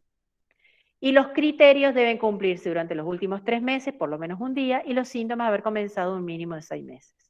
Esto ya es un criterio diagnóstico. Y después vienen establecimiento de los subtipos. ¿Por qué los subtipos son importantes? Porque de acuerdo a eso van a ser las indicaciones clínicas que nosotros les vamos a dar, tanto en cuanto a la medicación y en cuanto al consejo nutricional.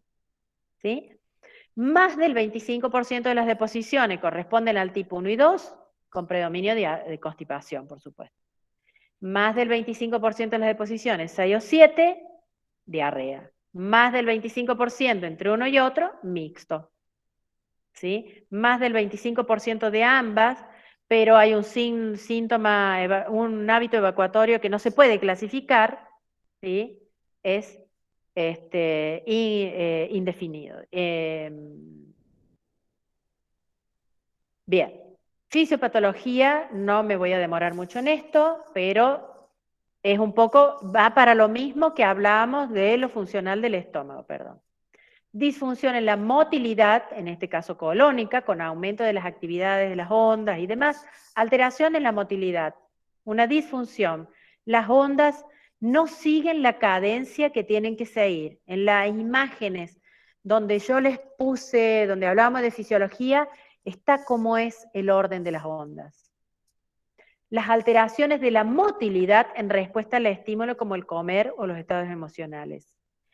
El estímulo de la ingesta, del ver el alimento y del primer momento de la ingesta, es un estímulo que se denomina cefálico de la digestión.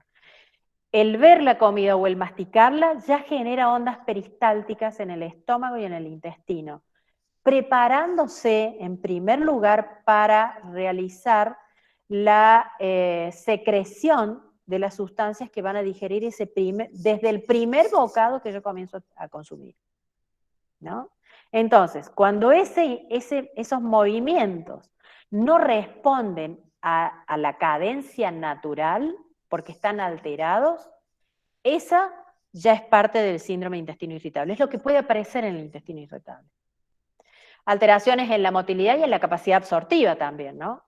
Hay un aumento en la sensibilidad a la distensión de las vísceras huecas. Cuando la distensión es brusca o es importante, genera dolor. Cuando la distensión es la normal, que se va generando lentamente para receptar primero los jugos digestivos y después el alimento o el quimo, ya a nivel intestinal, no genera dolor. La distensión brusca o la distensión muy importante genera dolor. Estos pacientes con ligeras distensiones ya tienen dolor. Y bueno, los factores psicosociales siempre están metidos ahí porque son elementos que intervienen en estos procesos, ¿no? Hay una falla en la activación de los circuitos inhibidores del dolor, activan los facilitadores del dolor, entonces esto provoca una disregulación, del dolor y entonces genera dolor. La clínica va a ser las alteraciones de los hábitos evacuatorios, como dijimos, constipación, diarrea o alternancias en ambas, y el dolor que puede estar presente en el hemiabdomen inferior generalmente, pero también en otros lados. En general desaparece con la evacuación y en general se asocian los cambios de frecuencia o consistencia de las heces. Esta es la característica que ya la habíamos mencionado antes, que define, ¿sí?, estas alteraciones, ¿no? Estos síntomas.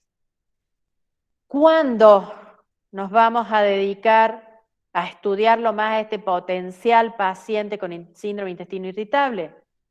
Cuando en la anamnesis nosotros encontremos un dolor abdominal o diarrea que despierte al paciente. El despertar al paciente habla de organicidad, como recién hablábamos de la úlcera duodenal. Despierta al paciente la pérdida de peso, la presencia de fiebre, la sangre en materia fecal y la grasa en materia fecal. La grasa en materia fecal nos está hablando de un síndrome de mala absorción. El enfoque diagnóstico al examen físico es de escaso valor, salvo esas pequeñas molestias en el marco colónico, y su normalidad descarta otras patologías, pero ojo, estas otras patologías de inicio reciente, porque si este paciente viene con un síndrome de mala absorción reciente, no va a ser normal, ¿sí? Y puede ser normal también, ¿no es cierto? Entonces hay que tener cuidado en eso, en la evolución de la patología orgánica que pudiera tener. En el laboratorio lo normal puede excluir otras enfermedades, el estudio químico, citológico, parasitológico en materia fecal, ante la duda siempre lo hacemos, ante factores de riesgo que puedan estar alterados lo hacemos, descartar las enfermedades metabólicas, las neoplásicas, las enteropatías u otras enfermedades intestinales, inflamatorias y todo lo demás, que pueden generar este tipo de presentación también, ¿no? Síntomas frecuentes: desaparición del dolor con la evacuación intestinal, alteración en la consistencia del heces, puede haber moco en materia fecal, sensación de evacuación incompleta, sensación de distensión abdominal. Todos estos síntomas pueden estar presentes en estos casos. Bueno, chicos, son las 12:30. Quienes se quieran retirar se pueden retirar. Yo voy a seguir dando la clase. Para quienes, porque la tengo que terminar, normalmente es una clase muy larga, entonces nunca termino, y bueno, para los que se tengan que retirar, queda grabada, pero en la medida que puedan quedarse, si quieren, se quedan. Bueno, por último vemos los síndromes pancreáticos, no nos falta mucho de todas formas. Recuerden, anatomía, cómo está ubicada, ¿sí? No posee cápsula propia, eso le da una digamos, una desventaja a otros órganos, ¿sí? Porque su alteración puede generar problemas muy serios como son las pancreatitis. Y recordemos que tiene que ver qué es una glándula exócrina y una glándula endocrina. Nosotros hoy vemos la exócrina, por supuesto. Cómo es el interior del páncreas, ¿no? Desde lo histológico también, cómo está formado, el tipo de células que tiene. Recuerden que el páncreas exócrino es el que genera las enzimas que van a actuar sobre las proteínas que esos dipéptidos o tripéptidos que llegaron con el quimo, ¿sí? Que los terminan de digerir para que puedan ser absorbidos, ¿no? Entonces, allí es donde se forman.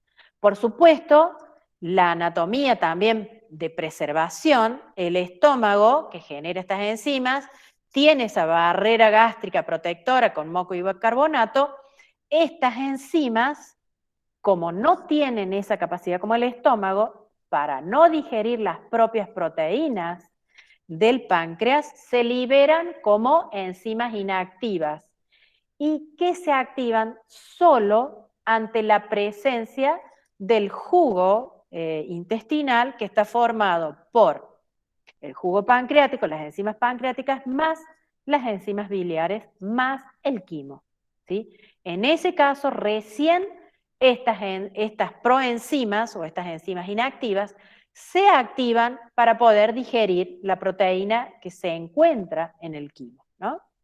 Entonces, cuando esos mecanismos fallan, estas enzimas comienzan la digestión antes. Y eso es lo que puede pasar, por ejemplo, en algunas pancreatitis agudas, con el gran daño que provocan, ¿no? Bueno, acá estamos, la secreción pancreática llega a 1,5 litros, esto es fisiología, tiene un pH prácticamente alcalino que colabora a alcalinizar también ese pH ácido que viene con el quimo, que rápidamente tiene que ser neutralizado, porque si no la acidez gástrica en el intestino lesiona también. Bueno, el jugo gástrico está compuesto por agua, por electrolitos, sobre todo sodio, potasio y bicarbonato, que es el que ayuda a neutralizar el quimo, proteínas de enzimas y proenzimas. Dentro de las enzimas activas están aquellas que no van a generar lesión en el páncreas, como ser la lipasa, que por supuesto actúa sobre las grasas, la amilasa pancreática, que actúa sobre los hidratos de carbono, y la ribonucleasa, que actúa sobre las ribonucleoproteínas que pueden ser digeridas. Las inactivas son todas aquellas que actúan pura y exclusivamente sobre las distintas proteínas y los distintos, digamos, cadenas proteicas que entren por medio del quimo, ¿no? Bueno, acá tienen todo el proceso, cómo se va generando la digestión, cómo genera el proceso, digamos, de control hormonal que tiene la secreción exócrina. No vamos a entrar a eso, esto después ustedes lo leen, porque si no nos vamos a demorar mucho. Y en este tampoco vamos a entrar, porque esto lo vamos a ver en el módulo de endocrino, secreción endocrina, insulina y glucagón. La importancia que tiene esto es que en algunos casos de pancreatitis crónicas muy severos, posteriores a pancreatitis agudas graves, dejan de funcionar esta secreción endocrina, entonces el paciente suele presentar una diabetes insulinodependiente, ¿no? Porque no puede generar más insulina. Esa es la importancia que tiene en este cuadro. Bueno, ¿cuáles son los síndromes pancreáticos? Lo detengo un ratito: pancreatitis agudas, pancreatitis crónicas y cáncer de páncreas. Nosotros ahora solo vamos a ver la pancreatitis crónica, porque los otros dos cuadros los van a terminar viendo en cirugía, porque son quienes los reciben. Bueno, la pancreatitis crónica se caracteriza por el reemplazo de las células acinares, ¿sí?, por tejido fibroso. Recuerden que en el ácido pancreático es donde va a generarse la secreción de las enzimas y del líquido pancreático, ¿no? Estas células acinares son cambiadas por tejido fibroso con inflamación, edema, necrosis, dilataciones.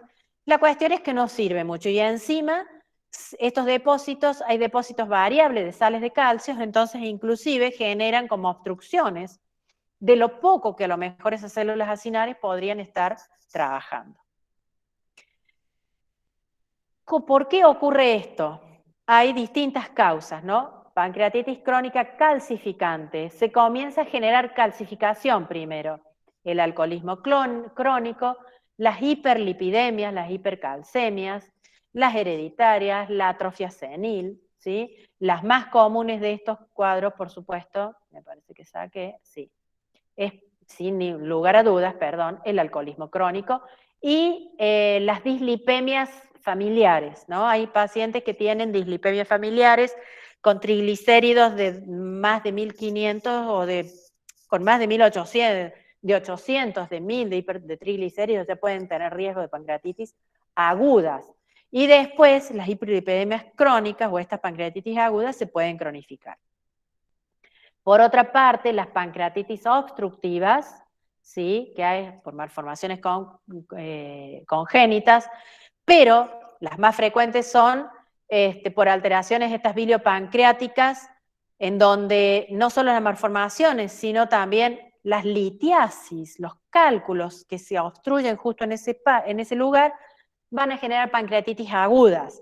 Y estas agudas pueden llegar a ser, dependiendo de la lesión importante o no que hayan tenido, pueden cronificarse, ¿no? Por supuesto, las neoplasias de páncreas y la estenosis del conducto pancreático de la ampolla de Vater, que es la que desencadena, ¿no? Que va a desembocar. Entonces esto va a producir una pancreatitis crónica, ¿no? Bueno, la obstrucción de los conductos pancreáticos por precipitado de proteínas con cálculo, con calcio, se calcifican y la obstrucción genera todas estas otras modificaciones, ¿no? Alcoholismo es la más común dentro de las calcificantes, ¿sí? Y dentro de las crónicas, bueno, la neoplasia o la presencia de las pancreatitis agudas a repetición. Manifestaciones clínicas. Dolor, ese es uno de los cuadros más importantes. Crisis dolorosas, epigástricas o en hipocondrio derecho, postprandiales. Después de ingestas, sobre todo copiosas, de alcohol o alimentos. Toman un vasito de alcohol y ya sienten dolor. O comen un poco de más y sienten dolor. Ese dolor es tan importante que se tienen que tomar esa posición de flexión ventral, como la foto anterior, ¿sí? Para tratar de disminuir el dolor. Horas puede durar el dolor y puede desaparecer en forma espontánea. Otras veces puede simular una pancreatitis aguda que se caracterizan por mucho dolor, de horas a días, de grave intensidad, internados. Es un dolor transfixiante, lo traspasa. Se puede irradiar en forma de cinturón hacia el dorso, de la altura de entre la séptima y la dorsal, ¿no?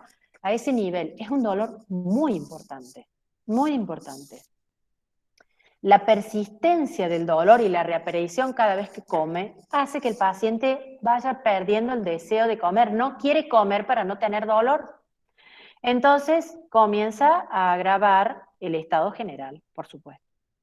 Y el inicio y el agravamiento del dolor se debe a un aumento de presión que hay a nivel de los ductos y a la inflamación por la fibrosis, ¿no? Eso es el mecanismo, digamos, fisiopatogénico que sucede. Ese es el principal dolor. Y a su vez se acompañan de estas otras manifestaciones clínicas. Materias fecales grasosas y con olores fétidos, la pérdida de peso, como dijimos recién, no quiere comer para que no le duela, y la diabetes, ¿no? Por lo que yo le decía, hay una lesión generalizada del páncreas, incluyendo los islotes de Langerhans asociados a la secreción de la insulina. Las heces grasosas y con olor fétido son las que van a generar la diarrea pancreática. Esa grasa está dada por la esteatorrea, que se presenta en 1 de cada 3 pacientes. ¿Qué es la esteatorrea? La pérdida de grasas a nivel intestinal. ¿Por qué? Porque no se pueden absorber. ¿Por qué? Porque hay bajos niveles de lipasa pancreática, que es una de las enzimas que actúa en la digestión de las grasas para, digamos, permitir su absorción. La creatorrea es la que le genera sobre todo el mal olor. La esteatorrea genera las heces grasosas que se pegan en el inodoro, que se ven como gotitas de grasa. Eso es lo que le tenemos que preguntar al paciente. La creatorrea genera el mal olor. Es la mala digestión proteica por la disminución de las enzimas de proteínas, sobre todo tripsina. Hay un montón más, ¿no? Y también por la baja absorción de las vitaminas liposolubles, por supuesto, del calcio y del magnesio, ¿no? Esto también genera diarrea. Por supuesto que estos 3 elementos son muy claves para manifestaciones de otro tipo. Cuando ustedes vean cuáles son las deficiencias que generan las vitaminas liposolubles a nivel de la piel, de las faneras, a nivel óseo, que va acá con el calcio y el magnesio, ¿no? Generan una osteoporosis. A nivel de la vitamina K, que puede llegar en algún momento a generar esto, provocando alteraciones en la coagulación de la sangre. O sea, trae múltiples alteraciones. La vitamina A, que es la que, entre otras cosas, genera, digamos, mantiene la piel y las mucosas, ¿sí? Tiene que ver con la visión nocturna, etcétera, etcétera. Tiene que ver con un montón de otras cosas, ¿no? Todo esto se asocia con la diarrea pancreática. Esto, por supuesto, también, no solo que se pierden las vitaminas liposolubles, el calcio y el magnesio, sino que también hay una digestión baja, o sea, por ambos lados, por ambos mecanismos, hay una pérdida de ese tipo de nutrientes, los micronutrientes. Hay pérdida de macronutrientes, grasas y proteínas, y de micronutrientes, minerales y vitaminas. Pérdida de peso. La pérdida de peso es caquectizante. Terminan en caquexia, piel y huesito, porque no comen, porque abusan de los analgésicos, por alteración en la absorción de todo tipo de nutrientes, macros y micros, fíjense. Y por la diabetes, que en un tercio de pacientes también aparece, y encima la insulinodependencia, que la insulina, recuerden que es una hormona, perdón, anabolizante. Entonces, obviamente que este paciente va a llegar a requerir insulina, pero en ese transcurso fue perdiendo de peso también. Bueno, en la anamnesis entonces tenemos que valorar bien síntomas dolorosos con sus características, siempre valorar el antecedente de alcoholismo crónico y enfermedad litiásica vesicular, porque por supuesto que si hay un alcoholismo crónico que lo llevó a esta pancreatitis crónica, a su vez tendremos que estudiar que no haya una deficiencia hepática, que no estemos también en un nivel de una hepatopatía crónica, una esteatohepatitis o una cirrosis, ya, porque en ese caso tenemos pacientes para poco tiempo, ¿no? Tristemente, terriblemente. O una enfermedad litiásica vesicular. En el examen físico, lo primero que vamos a notar, fíjense este paciente. Este es un típico paciente caquéctico, ¿no? Este paciente caquéctico llegan a este estado, los pacientes oncológicos, digamos, graves, llegan a esta etapa también estos pacientes de pancreatitis crónica. ¿Ven? Este es un paciente caquético. Pérdida de fuerza por la caquexia. Son pacientes que apenas se pueden mover, porque tienen sarcopenia, pérdida de la masa muscular, ¿sí? Porque se fue utilizando como energía. El cuerpo ya quemó lo que vino, porque no entra comida para tener energía, ¿se entiende? Entonces ya no tienen una gota de grasa por ningún lado. Estos pacientes cuando están mucho tiempo sentados o acostados se escaran con facilidad. Son un gran problema estos pacientes. Un tremendo problema, ¿no? Y todos los síntomas carenciales a nivel de piel, de faneras, porque tiene carencias, insisto, no solo en los macros, sino en los micronutrientes, vitaminas y minerales. Puede haber una palpación epigástrica dolorosa, por supuesto, y los puntos dolorosos pancreáticos que son poco sensibles y específicos, entonces por ahí ni siquiera los hacemos, ¿no? El de Desjardins y el de Schoffar, ubicados a este nivel, ¿no? Línea media con la línea que utilizamos desde el ombligo, en este caso hasta el hueco axilar, ¿sí?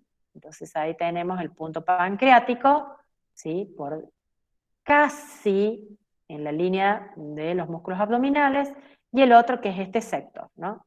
Más interno. Bueno, en los exámenes complementarios, aparte de la clínica, es la que nos habla ya de la deficiencia pancreática que hay, ¿no? Entonces allí vamos a encontrar, vamos a buscar las enzimas pancreáticas, la amilasa y la lipasa, que en general suelen ser normales, ¿sí? Si hay un aumento de la amilasa, inclusive puede haber una obstrucción pancreática por pseudosquistes, que estos pseudosquistes pueden aparecer luego de las pancreatitis agudas.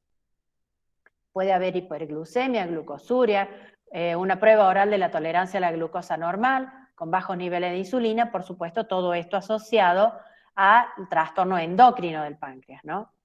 Y la materia fecal es la que nosotros vamos a ver, la esteatorrea, ¿sí? Con heces voluminosas, grasas, de color masilla, muy olorosas que flotan en el agua por la creatorrea, ¿no?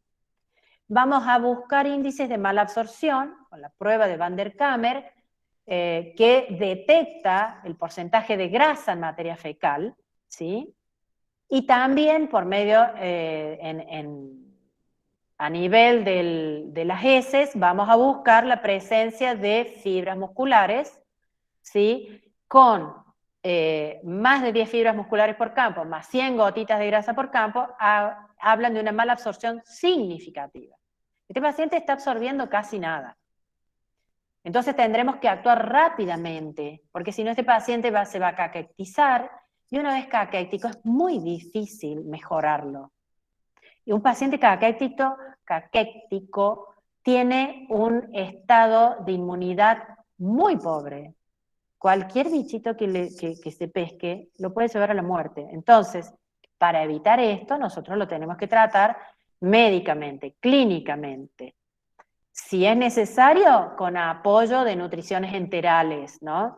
Pero si no, por lo menos con todas las, digamos, todas las enzimas pancreáticas que se consumen vía oral. Montones de comprimidos, pero eso lo puede mejorar. La idea es no llegar a este estado caquectizante, ¿no? Hacer un diagnóstico temprano de esta patología. Y bueno, y por supuesto, como yo les decía recién, la búsqueda mediante la función hepática si este paciente alcohólico, en el caso que sea alcohólico, ya no tiene un problema hepático crónico asociado, como una cirrosis, ¿no?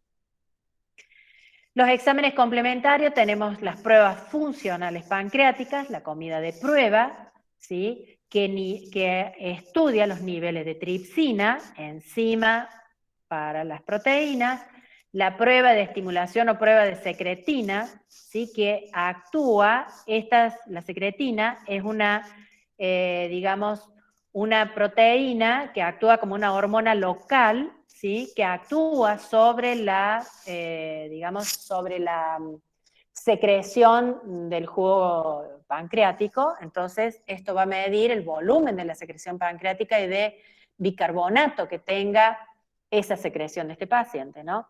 Y, por supuesto, en este caso de pancreatitis crónica, todo está disminuido, ¿no? Porque el paciente no puede generar ni enzimas pancreáticas, ni el jugo pancreático, ni los líquidos pancreáticos que lo acompañan, ¿no? Bueno, el estudio por imágenes, ecografía, se ven las dilataciones saculares que va teniendo el páncreas. La radiografía, en algunos casos, es muy así icónica porque se ven todas las calcificaciones de páncreas, pero ya prácticamente uno no la pide, ¿sí? Porque la radiografía puede tener otros vicios que no nos permiten valorar bien, por ejemplo, la distensión abdominal. La colangiopancreatografía endoscópica retrógrada, que esto se hace generalmente cuando uno sospecha que hay alguna alteración biliar o en la unión biliopancreática, ¿no? Entonces estudian ambas áreas e inclusive puede actuar en el caso que haya alguna obstrucción, uno puede estudiar la obstrucción y demás. Y la tomografía computada, que en general es el estudio que se solicita siempre, donde se puede ver un pseudoquiste, se pueden ver las calcificaciones también, fíjense, ¿no? Entonces, generalmente es el estudio más utilizado. La ecografía endoscópica también se pueden ver muy bien, pero bueno, es una endoscopía, es más fácil hacer la tomografía quizás, es más fácil hacerla que la ecografía endoscópica. Entonces, generalmente se utiliza más ese medio. Y por último, ya para ir terminando, ¿cuáles son los criterios diagnósticos de la pancreatitis crónica? Tenemos los síntomas clínicos, que hacemos el repaso, el dolor, ataques recurrentes de pancreatitis aguda, el paciente ya tiene la información de que él ya padeció por este dolor, que lo internaron, que le dijeron que era una pancreatitis aguda, la presencia de esteatorrea, la diabetes y las complicaciones de la pancreatitis crónica, que ya la vamos a ver. ¿Cuáles son las pancreatitis? La obstrucción o estenosis de la vía biliar, una estenosis duodenal, estenosis vasculares, pseudoquistis, fístula pancreática, ascitis pancreática y otras complicaciones, ¿no? Y acá no nos tenemos que olvidar de la complicación que es la desnutrición. Y por último, las imágenes diagnósticas, los cambios ductales que se van a ver y los cambios parenquimatosos, como para que ustedes ya después lo terminen leyendo, son lo que van a definir específicamente estas alteraciones. ¿Cómo diagnosticamos la pancreatitis? Al menos un síntoma clínico o complicaciones relacionadas acompañadas de alteraciones características en las imágenes o en las pruebas funcionales, ¿no? En imágenes, tomografía, ecografía o pruebas funcionales como por ejemplo las que mencionábamos recién. Chicos, perdón la demora, 20 minutos más tarde, pero bueno, espero todavía encontrar algún alumnito. Y si no, muchos saludos y estudien. Chao, profe, gracias. Chao, chicos. Gracias, Que anden muy profe. bien, fueron unos Gracias. cuantos que Gracias, aguantaron. Gracias por esperar. Hasta luego. Muchas gracias, profe. Chao, chao. Que anden bien.